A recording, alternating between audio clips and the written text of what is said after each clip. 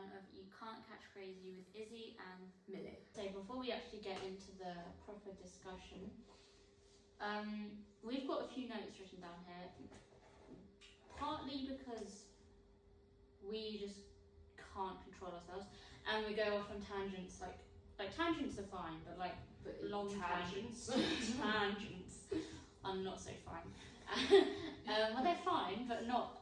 We don't want to be filming for 3 hours. So, oh no, bedroom free.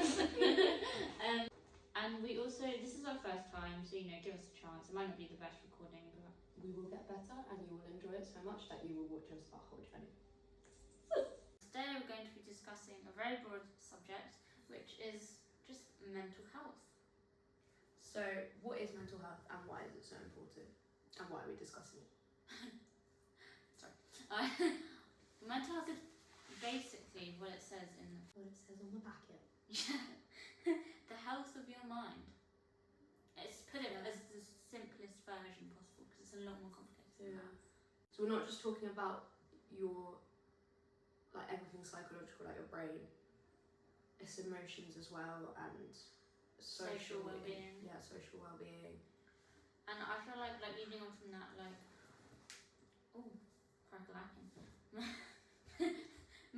mental health just it impacts so many aspects. Right there, you've got the zoomies. Yeah, I do.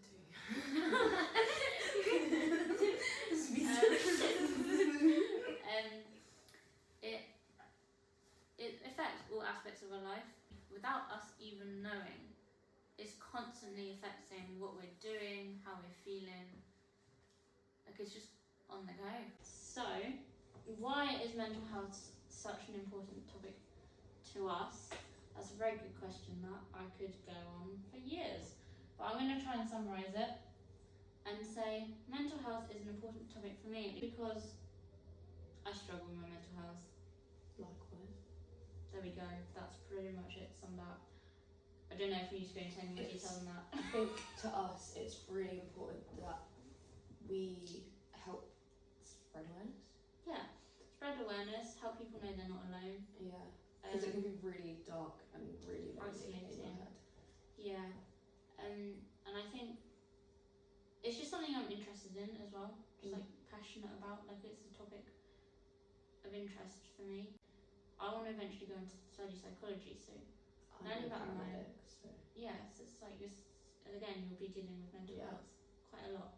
I think because having bad mental health has taken away so many years from my life, and it's sad to look back at, to be honest.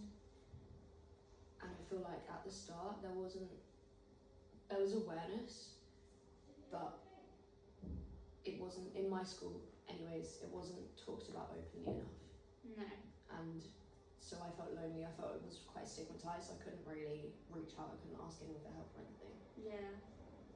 So it's important to me that other people don't feel like that. Exactly.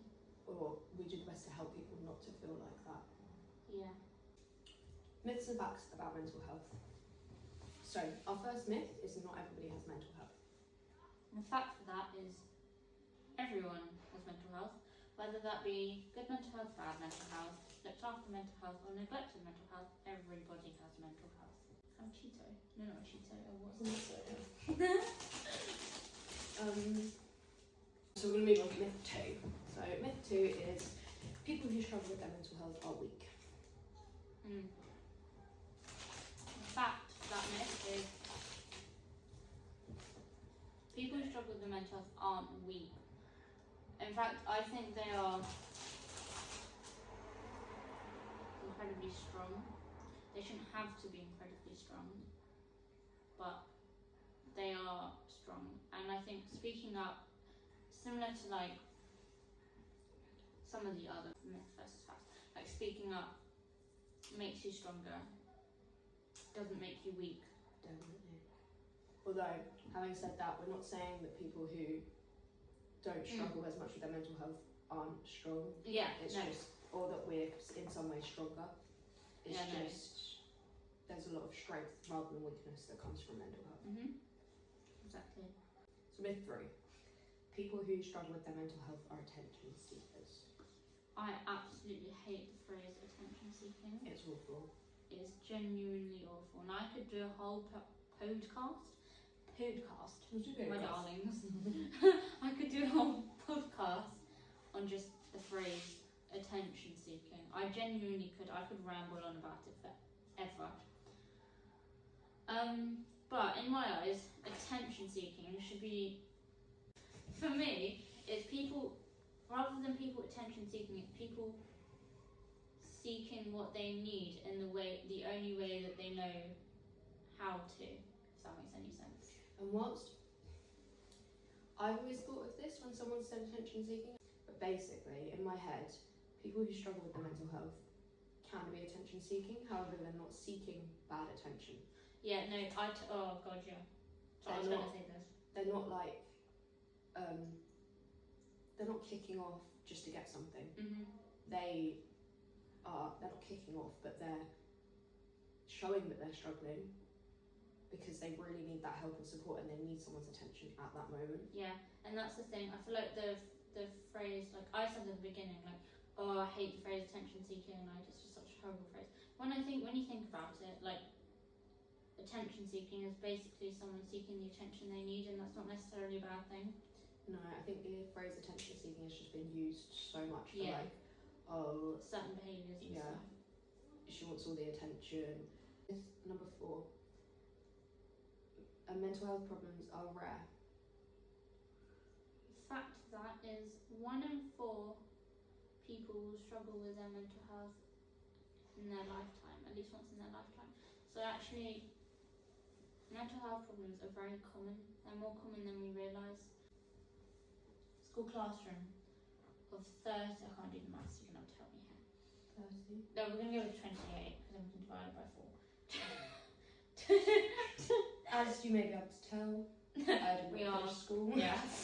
So 28 students, that's 28 divided by 4. Oh, Does that even go? yeah. No. 28 Yeah, divided 7. by 4 is 7. So that's 7 out of 28 students who would struggle with their mental health at least once in their lifetime. Okay, myth 5. So no, we'll go with 5. We'll go with 5. So, talking about mental health makes it worse.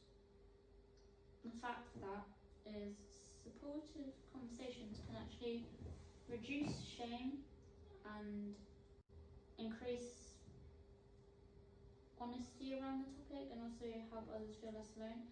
I think, like, I've always been told by certain people that the more you talk about your mental health, the worse you're getting. And I sort of think, well, no, it doesn't really work like that. So, the next little bit that we're going to talk about is what can contribute to poor mental health. So work and school life and the pressure that it puts you under, that can definitely contribute towards poor mental health. Like for me, that was the final straw for me. Like burning out at school.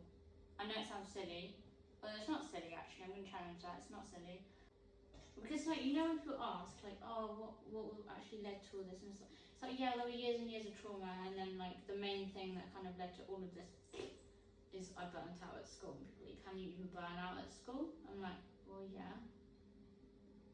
If you're really Really? If you're really working hard.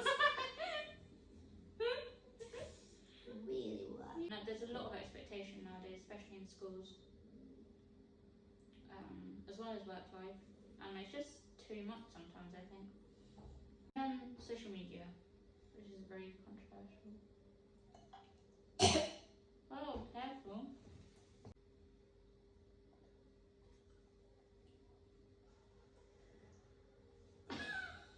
Christ has burst everyone, I'm still alive. Let's crack on. I'm not crying, I promise. So social media. What do you think about social media and mental health? That's an interesting one because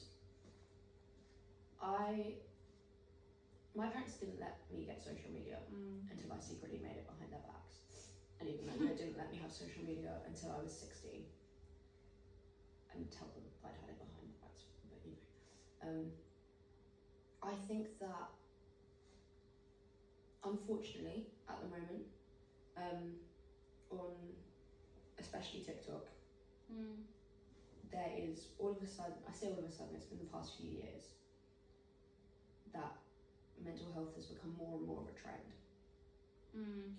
And there's a lot of, like, you scroll down, and because of the kind of thing that we post, like both of us are trying to post awareness for mental health and positive videos. Obviously they're not always positive because we're not, gotta keep it a bit real sometimes. yeah, it's not, we're not trying to like add to the stigma, we're trying to raise awareness that there's going to be bad days, and just because you're in recovery or recovering, you're still going to have bad days. But unfortunately, a lot of younger teenagers, like, or even children, mental health is now a trend. So it's trendy to post a picture, a very triggering picture of something that is quite harmful. Yeah. That's not helpful in any way. Then, challenging that as well, there's an element of like, okay, so this whole attention seeking thing. I don't think it's attention seeking. Well, it is, but I don't think it's. It's very difficult to know because there's a lot of it. It's difficult to define to separate the people who are doing it because it's a trend and the people who are doing it because it's a trend and they are struggling. Yeah. Unfortunately, there's a lot now that's like, oh, if I post about mental health, I'll get a lot of views. So. Which is, yeah, it's quite sad actually. I think social media, I think it definitely contributes to bad mental health and good mental health. It does depend on what side of social media you're on, what videos, sort of videos you and post. which platform. Yeah.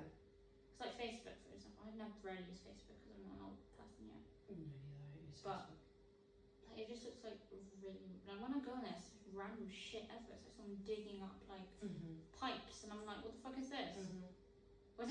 I mean, maybe I should watch more of this less of TikTok. I don't know, but yeah. Anyway, relationships can contribute towards poor mental health.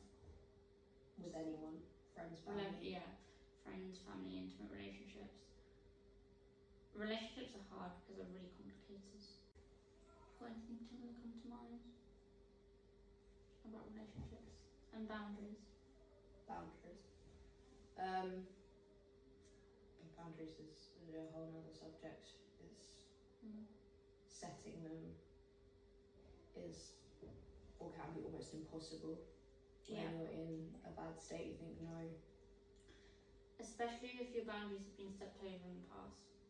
I think if you have a difficult relationship with, say for example, your parents, or you have unstable relationships with your friends, that can impact your mood, it can impact your anxiety, your mental health in general. And significant life events, and I say this and people probably think, oh yeah, I haven't had any of those, like nothing traumatic's ever happened to me, but that significant life events aren't just super traumatizing events, like They also don't need to be big events. yeah, It can be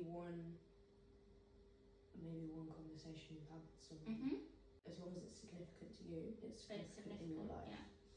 If it feels like a big deal to you, you are allowed to make a big deal out of things that feel like a big deal to you. Supporting people with mental health, and how would you do that? So, listening to them is very important.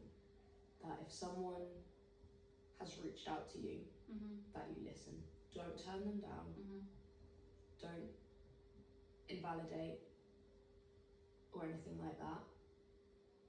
Yeah, it takes a lot of courage to speak up about your struggles. The last thing someone wants to hear is, oh, I don't want to hear about that, or you're fine. Yeah, or you're over exaggerating, it's not a big deal. Yeah. Because it is. If it's a big deal for them, it's a big deal. It might not feel like a big deal to the person who's hearing about it, but you're not them, so, you know. And the fact that they're opening up and talking to you. One thing I feel like is really important as well is people who are close to you often have this mentality that I need to fix them, I need to make everything's okay, I need to make everything okay for them. And they kind of go into fix mode, and they're like, right, what can I do, like practical wise, to make this person okay? And it's like, we don't want you to fix us. We just want you to be there. Yeah, so like a broken bone, obviously that's not easy, but like they can put a cast on it. Yeah, they'll have a plan, and They'll have a plan they'll going be able forward. to do something at each step. And the plan is pretty much this is going to happen, then this is going to happen, this is going to... But with mental health, you just don't know what's going to happen. So it's a bit like, you can't just put a set plan in place. You know, right, so today I'm going to wake up and feel like this, tomorrow I'm going to wake up and feel like this, and the next day I'm going to wake up and feel even better. Like, it just doesn't work like that. Which leads us on to our last little section, that if you're struggling, please reach out to someone, literally anyone, whether that be, or someone you trust, obviously, whether that be a teacher, a counsellor, family, friend, or friend, or friends. what did you say? A hotline. A hotline. And we'll actually include some of those. Yeah, they'll be here. Somewhere. Here, somewhere. But yeah, please reach out to someone, because you don't deserve to suffer alone. No. And nobody deserves to suffer alone. And people would so much rather listen to your struggles than watch you suffer in silence. And even if you think it's small, remember, if it's something to you, it's something. It's something. Exactly. That is pretty much it. I'm sorry if I basically read off the phone, but it's our first I think time. we both did. Yeah. It's okay though, because we'll improve. We will improve. Mm-hmm. We're going to try and get one of these a night. We'll just ditch that after about 3 nights. But no, we're not going to. No, we're going to stay We're here. gonna try. We're going to Yeah. try our best. And if you can think of anything that you want us to talk about, Then please let us know. please let us know. Yeah. And stick with it, it will get better. It will. 100%.